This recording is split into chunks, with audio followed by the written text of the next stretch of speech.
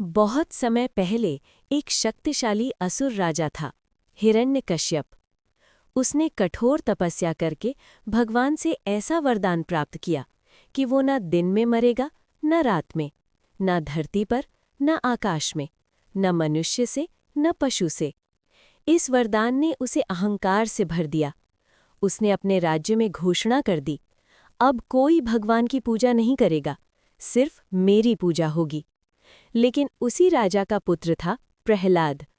प्रहलाद बचपन से ही भगवान विष्णु के परम भक्त थे। वो हर समय ओम नमो नारायणाय का जप करते रहते। जब हिरण्यकश्यप को ये पता चला तो वो क्रोधित हो उठा। उसने अपने पुत्र को समझाया, धमकाया, सजा दी, लेकिन प्रहलाद की भक्ति अटल रही। क्रोध में अंधा होकर हिरण्यकश्यप ने प्रहलाद को मरवाने की कई कोशिशें की। उसे ऊंचे पर्वत से गिरवाया गया, जहरीले सांपों के बीच डाला गया, हाथियों से कुचलवाने की कोशिश की गई, पर हर बार एक अदृश्य शक्ति ने उसकी रक्षा की, क्योंकि जहां सच्ची भक्ति होती है वहां स्वयं भगवान रक्षा करते हैं। अंत में हिरण्यकश्यप ने अपनी बहन होलिका को बुलाया। होलिका को वरदान प्राप्त था कि वो अग्नि में नहीं जलेगी। योजना बनी कि वो प्रहलाद को अपनी गोद में लेकर अग्नि में बैठेगी। चारों ओर लकड़ियों का विशाल ढेर लगाया गया।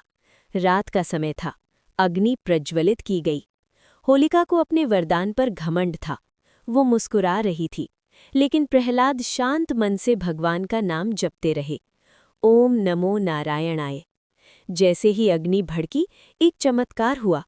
होलिका, जिसे अग्नि से बचने का वरदान था, वही अग्नि में जल गई और भक्त प्रहलाद सुरक्षित बाहर निकल आए, क्योंकि वरदान का उपयोग अधर्म के लिए किया गया था, और जब शक्ति का दुरुपयोग होता है तो उसका परिणाम विनाश ही होता है।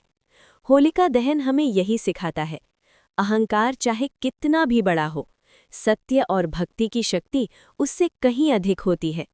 हर वर्ष होलिका दहन के दिन हम लकड़ियों के साथ अपने भीतर के क्रोध, अहंकार, ईर्ष्या और नकारात्मकता को भी जलाते हैं।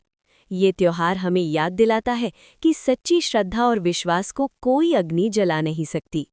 और यही संदेश हमें आगे ले जाता है भगवान विष्णु के उस अवतार की ओर, जब उन्होंने नरसिंह रूप में प्रकट होकर हिरण्यकश्यप का अंत किया।